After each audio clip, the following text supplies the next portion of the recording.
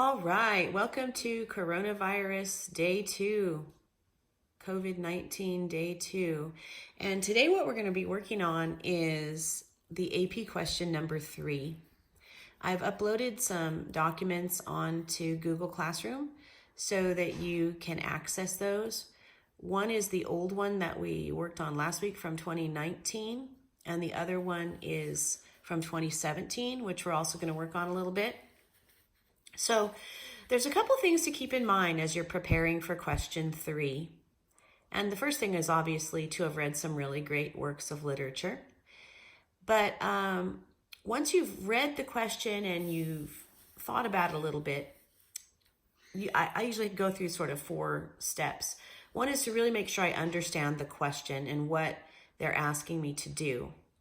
There are usually, as you might recall, there are 3 prongs usually. And we saw those in the idealism question that we were kind of working with Hamlet on. And the prongs are, in that one, are the what is the idealism, or define the idealism, or describe the idealism, and then to look at its consequences. That was the second prong. And then the third prong was to relate that idealism to the meaning of the work as a whole. So first you have to understand the question, and then you want to plan and brainstorm. And usually I do a couple of works, kind of work through a couple of novels or plays that I know and know some details for that might be suitable for answering the question. You want to be able to give details. They're not really interested in a sort of a general understanding of the plot of the story. They want to see what you know about that particular thing, the first prong. So if we're talking about Hamlet and idealism, they don't really want to hear about what Hamlet, the play, is about. They want to hear about Hamlet's idealism. So you really have to go into details to get that isolated and sort of analyzed. And then finally, you want to consider the work as a whole. And that, as I said before, is really a question about theme. But it could also be, like for Shakespeare, it could even be something like the nature of tragedy. The idea that tragedy has to play itself out to the end, and that's sort of what happens with Hamlet's idealism. So I want to go back. I don't want to spend too much on the 2019 question because we already talked about it quite a bit in class. But remember that we have the 3 prongs: the idealistic character, and what that entails, the consequences of that idealism, and theme or some other meaning of the work as a whole. And so we talked quite a bit about Hamlet's idealism in class, and I've actually written a response to this question. It's not really complete, but it's sort of a mini essay to show you how you might get it started and the kinds of details that the College Board will be looking for when the various readers look at your papers. So you might want to take a look at that. I'm going to upload that to Google Classroom as well. So let's see. We were talking about Hamlet's idealism and how, in my view, it's really his entire problem, that he saw the world before as perfect. And now that it's not perfect after his father's death and his mother's hasty marriage, he can't quite, he's so upset about how his ideals have not really been met that he can't really come to terms with that. And so I did put that in the essay that I wrote and put up on Google Classroom. You then want to be able to think about the consequences and theme. I feel like I'm repeating myself right now, so I'm just going to stop for a second. So anyway, the essay is on Google Classroom, so I'm not going to talk anymore about Hamlet. My dog's running around the house right now, so you're going to hear clickety, clickety, clickety. Some other options that you guys thought about were The Handmaid's Tale, with maybe the founders of Gilead, which I think could work if you talk about how, these sort of idealism was for this perfect world, a world that would, a world and a government that would solve the world's problems, but it's, again, idealism gone awry, and how that ends up being a bad situation for everyone involved. So that might work, and then relate to the idea of a theocracy or totalitarian regimes. And so I think you could actually make that work. When people talked about it in class at first, I was like, but I think it could actually work. Remember that you're not limited to the works on the list, but Gatsby is on the list, and a lot of you thought that would work really well. Again, you would have to have lots of details. So I would advise maybe that either against that, and unless you go ahead and reread it. To Kill a Mockingbird, I think, is way too far in your past. But there are some other really good choices, some of them in the Lit Circle things we did, like 1984, for example. Okay, so now what I want to do is go to the new question that you haven't yet read, and this is the 2017 question. The 2018 question, by the way, was very difficult. It was about a gift, and I think that one was really hard. But this is 2017, and again, it's on your Google Classroom, so you could print it out or pull it up and take a look. This is what you're going to be working on today.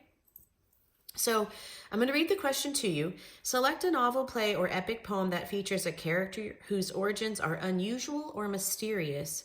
Then write an essay in which you analyze how these origins shape the character and that character's relationships, and how the origins contribute to the meaning of the work as a whole. Now, I remember that my students thought this was kind of a difficult question, and I agree with them to some extent. The trick lies in figuring out what this means. Origins are unusual or mysterious. And so you kind of want to run through the books that you know, and the books that we share in common, or of course, The Handmaid's Tale, and The Road, and Hamlet. And then we will also have the Poisonwood Bible when we're done. So I want to think about origins. And for The Road, I think the boy works rather nicely here because he is born, basically it's sort of implied that he's born the day of the sort of apocalyptic event, whatever it happens to be, he's sort of born of that. And then I want to see if that plays out with the rest of the question. So do those origins shape the character and that character's relationships? I think for the boy, that might be really interesting because he's born of the apocalypse and he didn't see the world before. Maybe that allows him to remain idealistic. Oh, now we're getting to the other question again. Or maybe that allows him to see the world freely and not from the old world's perspective, and that allows him to be more pure in a way. That would definitely relate to the character's relationship, in this case with his father and to other people. Can I use that to contribute to the meaning of the work as a whole? Well, as I've said before, if you're working on the road, goodness is always a really good theme to go with. And that definitely relates to the boy's origins and his sort of intent on goodness. So I think the boy might work really well here. Let's see. In terms of The Handmaid's Tale, I can't think of a character right offhand whose origins are unusual or mysterious. Although question 3 is very important just to kind of frame the question and think about, well, what are they asking us? And Offred, as we know her as a character, she is sort of born as Offred, as this handmaid, which is different from what she was like before. And that could actually, if you framed that like in your introduction and said, although her actual origins aren't really mysterious or unusual, her sort of rebirth as Offred, this handmaid, is rather unusual. And the way she portrays herself to us in the novel is also unusual because we don't really know what she's about at first, and we don't really know what a handmaid is about at first. So that might be interesting if you framed the question correctly. Now, what else? In Hamlet, we do have the ghost as an unusual or a mysterious character, but I don't think that answers the question quite as well, because he is not really a character that's well developed. So he is a mysterious character in the play, but he is not the character that's getting shaped according to the question here. So I'm not sure that would work especially well. I would have to think about that further, and maybe in your preparations here, you can think about it further. Now, you guys have also read your Lit Circle book.